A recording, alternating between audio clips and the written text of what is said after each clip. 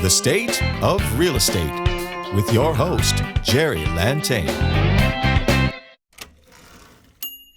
And welcome to the State of Real Estate. I am your host, Gerry Lantain.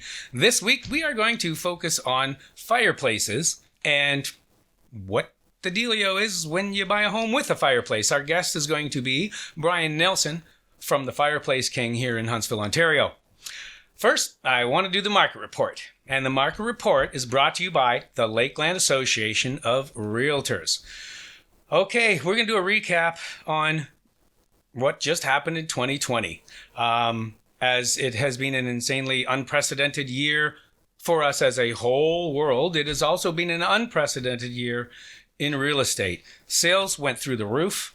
The average sale price from last January to this January went up by 65%. The median sale price for homes in Muskoka from January to 2020 to 21 also went up by about 53.9%. The inventory, homes that are actually for sale. Last January, there were 317 homes for sale. This January, there were only 128 homes for sale. And that's not a lot of inventory. And there were a lot of people looking to buy these homes. Another indication of a heated market is the number of days houses stay on the market. Houses are selling faster this January than last January by 16.9%. So they're not staying on the market as long. And in some cases, houses are being listed and within a couple of days, they're already sold. I mean, this is a really intense market. Even though less homes were for sale this January over last January, interestingly enough, there were 24.6% more homes sold this January. So there's a lot more activity this year. Normally in the winter up in Muskoka, things are a little slower, but this year really hot. And another final indication of the market is the percentage of the list price to the actual price it's been sold at. Last January, people were getting about 96% of their asking price. This January, people are getting, on average, 100% of their asking price, if not more. So this is a seller's market. It's a bad time to be a buyer. If you really have to buy a home now, you're going to be facing very quick decisions and multiple offers in some cases. It's a tough time to buy. That's the market report. Welcome back to the show. I am with my guest today, as we spoke of earlier, Mr. Brian Nelson from the Fireplace King. Brian, thank you for your time today. Thank you for having me. Brian, we'll get this out of the way right away. How can we find out about you guys? Where will we get a contact for you? So we have a website, www.fireplaceking.com. Mm-hmm. And yeah, we're located just on the third exit south on Huntsville here, right off the exit. We have a showroom. Yeah, you can't miss all those smokestacks coming out of the building. You can see us there from the exit. I wondered what was going on in that building, actually. Yes. I thought, they're making some crazy stuff in there. Yes. There's lots of fireplaces to see, and hence the stacks. All right, let's get right into it. I got two things I want to talk about today. The first one, then, let's talk about the different types of fireplace and heat sources there are to utilize. So there's predominantly wood. Mm-hmm. And in the wood category, you basically have your wood stoves, which have been around forever. We have a wood fireplace, which could be masonry or it could be a factory-built fireplace. Yeah, because the difference between a stove and a fireplace is the stove can be moved around a house. So, exactly. Yeah. And in the fireplace category, we have what we call factory-built, which is made in a factory, is put in the wall, and looks like a traditional fireplace, but it's actually built in a factory. Oh. And then we have our masonry, which is obviously built on site with a masonry chimney. And then the third category in wood would be the wood insert. Yes. So that typically goes in where somebody has had a wood masonry fireplace, which would be like a brick hearth. Exactly. Is wide open. They want something more efficient, something that will give them some heat. Mm-hmm. And so we can take, in essence, an insert, which is a stove with no legs, placed inside that hole. Yeah. So, question for you then. You said about efficiency. Mm-hmm. An open hearth brick fireplace. Not so efficient. Okay. No. All right. Now, another question. Say I had an old fireplace and I wasn't very comfortable with what I thought the respect of the chimney was. And I know I'm going to buy a wood insert and put it in. Yes. Do I need a new chimney, or does the wood insert have its own tube? I mean, what's that about? So that's a very good question. So in that scenario where you're thinking about an insert, the best thing to do is to call an installing company like ourselves, have somebody out, have somebody look at that chimney. The chimney, if it's an old style brick chimney, most of the time it's good. Okay. We can use it. And when we're putting an insert in, we put a liner down it. That's what I thought. So, yes. the condition of the chimney. It depends. So if the chimney is not in good condition, we have some other options, but we would not be able to put a liner down. So we would have to look at some other options. All right, so you mentioned wood stove, yep, hearth type fireplace, and an insert. Yes. What about pellets? What's that about? So pellets, they're sort of a category upon themselves. Okay. It is. Can you explain what a pellet stove is? So a pellet stove is, in essence, the pellets are produced in a factory. It's usually made out of wood shavings, like wood crushed chips. Sawdust? And it's actually, from a recycle standpoint, it's a very, very good source, because that's stuff that's left over from sawmills that wouldn't be used otherwise. Yeah. And it's compressed into pellet form. Okay. You buy them, usually they're about 40 pound, 50 pound bags, depending on where you get it. Yeah, I've seen them in the stores. Yep. And a pellet stove has a hopper. And a hopper is? I know what it is, but it's basically a big container on the top of the stove. You load it with the pellets out of the bag. And the nice thing about the pellet stoves is press a button and the pellet stove will start. And it feeds pellets based on your comfort and your heating that you want from the output. It will feed so many pellets per minute into a burn pot, and it will burn. So there's no loading the fireplace every time the logs burn down. It just continually goes. It just continually goes, yeah. And then every once in a while, take a look in the hopper. When you're getting low, you pour another bag in. All right, let's talk about, is there an efficiency difference between wood and pellet? Is one better, like more efficient heat source, cost-wise? Well, I mean, are you getting more heat out of a pellet, or are you getting more heat out of a log? You'll get more consistent heat out of a pellet stove. Okay. So what I mean by that is you set that pellet stove at a heat rating. A lot of them are on thermostats, and that pellet stove will chug along feeding pellets and producing that heat at the same rate for hours on end. Excellent. Wood stove, depending on the wood that you put in it, softwood or hardwood, and depending on how much you put in the firebox, that will determine how long that fire is and what heat that fire is. Okay. Now, you mentioned before we got on air, we were talking about things, and you said something about, like, there's decorative wood fireplace. Yes. Yep. So it basically has no heat value? Even in an open hearth or a decorative appliance, you do get some radiant heat. If you're sitting on your couch in front of it, you do get some heat. But it certainly is not on the same scale as, say, an EPA efficiency stove or a pellet stove. What's EPA? So EPA is the Environmental Protection Agency in the U.S. Certifies wood burning equipment to a certain standard of particulates that are emitted from their burning. Okay. And in Canada and the US, we are required to be under a certain amount per hour of particulate that can escape. Wow. So there is different levels of efficiency depending on the stove that you buy. Wow, that's interesting. All right. And then just in general, we've covered some fireplaces, and then there's also electric fireplaces, yes, gas, propane or natural gas. Absolutely. And some of these are inserts. Yes. And some of them are also decorative. I assume the electric, obviously. The electric is obviously decorative. The gas side, most of the gas units that are out in the market today are direct vent. They also have an efficiency rating, and they are also in two different categories. Okay. There is some that are what I would consider decorative. You still get some heat, but it is not a ton of heat. Okay. And then there are others that have an efficiency rating, Yep. and you would use or pick that as a consumer if you wanted to heat a specific space. So if you had a rec room in a basement and it was always a little cooler down there, Yep.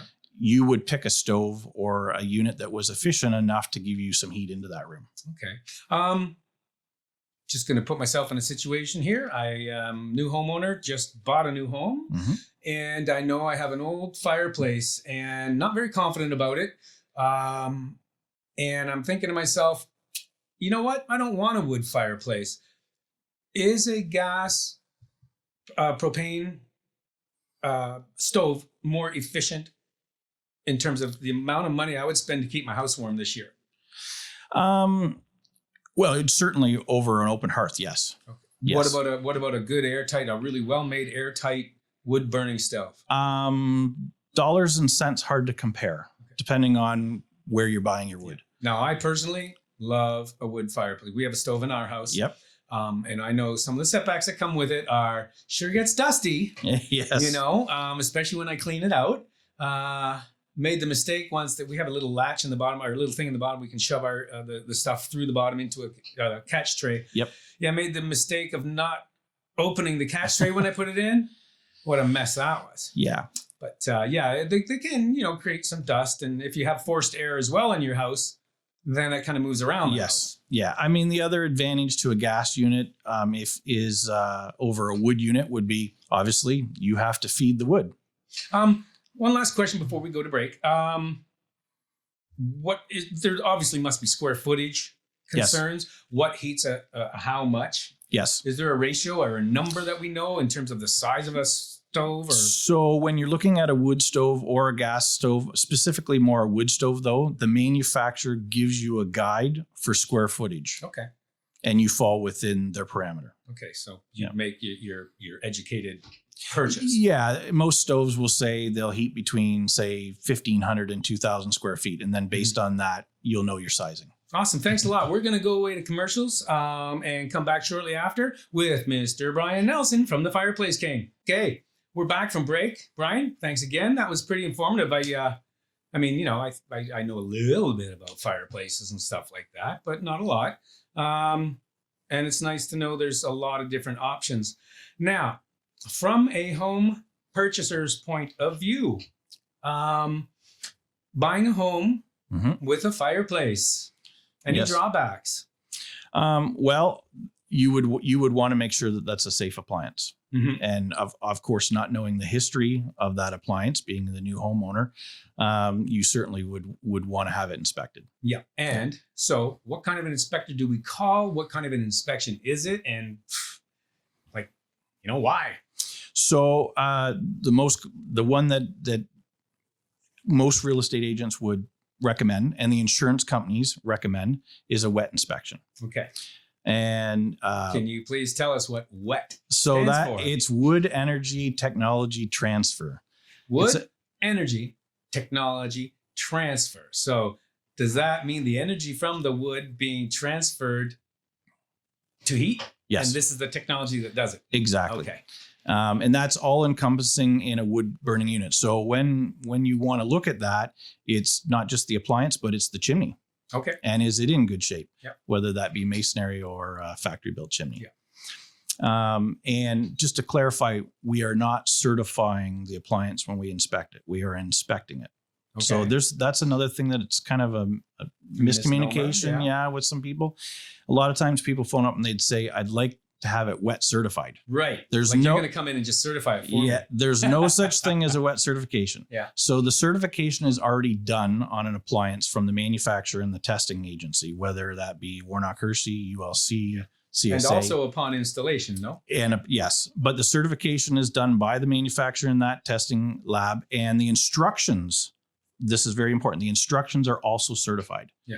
And then we as inspectors would come in and we use those certified instructions and that the unit is certified in order to conduct our inspection. Yeah. So in there, there is a whole bunch of information that has to be followed for the installation. Yeah, because just up and buying a home that has a fireplace in it, that could be a major pratfall if there's something wrong. Because as you pointed out, insurance, and I even wonder, I think the banks, well, first of all, you can't get insurance. Sometimes the bank won't do it. If you're needing a mortgage, then you have to have these things done. Now, yes.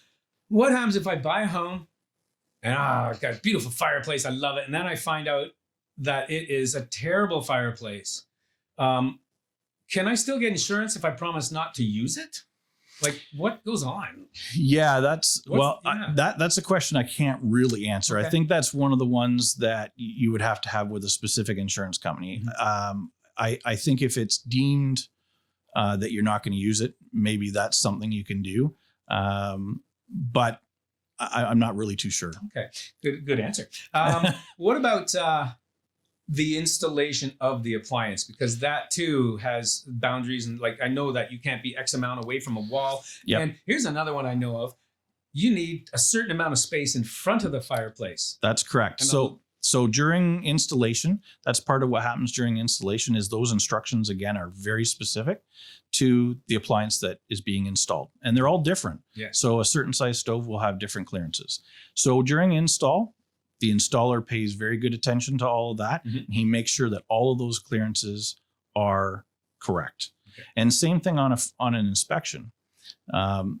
People have been using a unit for years. They think it's compliant. And then when they do have an inspection, it's not that it wasn't being used properly. It's that those clearances may not have been correct from day one. Yeah. And that's where the inspection would fail. Right. Based on those measurements. Now, I have a friend of mine that had a problem with their fireplace. They had it for years, just like you're talking about. Had a brick hearth in front of it and brickwork around it.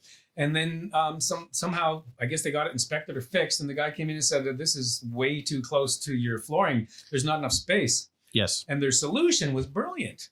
They just got a piece of iron slab made that went farther than they needed to, and put that in front of the brickwork. Yes. Yeah. That was brilliant. And then it complies to the non-combustible measurement. So. Yeah. So.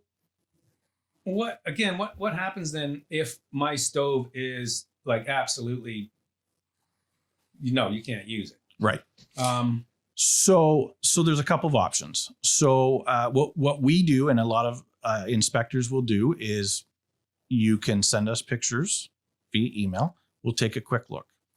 And based on that, we have a pretty good idea whether it's going to be okay or it's not. And if it's not, then we have options. And those options could be that it just needs some repairs. Maybe there's a chimney pipe that's not up to code. We replace the chimney pipe, you're back in business and you're good. Or if it's really substantial, we could give some options for replacing the entire system. I got another one here. And I just forgot it. Damn. I know. Just bought a new home and the old owners gave us a wet certificate that they got. But my insurance company isn't happy about that. Why? So, that's a very good question. So the inspection is only good for the date that the inspection is done. And there's a good reason for that. So an inspector goes in, he does all his measurements, everything is great. And on that date, while he is there, everything complies and it is compliant. Perfect. He leaves, or there's a time period in between that, and somebody moves the unit or does something around the unit, or as you say, maybe there's something in front of the unit, then it's not compliant. Okay. So it's only good for the date and by whoever requested it. Right, because I'm under the impression that if you buy a new home or a home, used home, whatever, that has a fireplace in it, it doesn't even matter if someone gives you the wet certificate, because you can't use that. Your insurance company or bank won't accept it because things change. Correct. And that might be a 20-year-old appliance. It could be, yep. And would it necessarily be out of date or no good? Depending on how long that last inspection was done, it could be. Okay. Yep. Yeah. Now, your personal favorite, do you have a personal favorite heat source in the fire burning? I am a wood stove guy. Yeah. Yeah. I like the warmth. It's a more intense heat. Yeah. And I like feeding the fire. So Average price of a face cord? I'm not sure what it's going for now. 90 to 110 or something? Yeah, you're probably over 100. Okay. Yep. If I need a wet inspector, Yes. and I have to have this before my house closes or I get no insurance, what kind of a fee would be attached to just the inspection? So just the inspection. So it does vary from company to company. Okay. Our going inspection is $299. Okay, that's fair enough. Yep, and that gets us out there, and we take a look at what you have. Now, do you guys have to climb on the roof?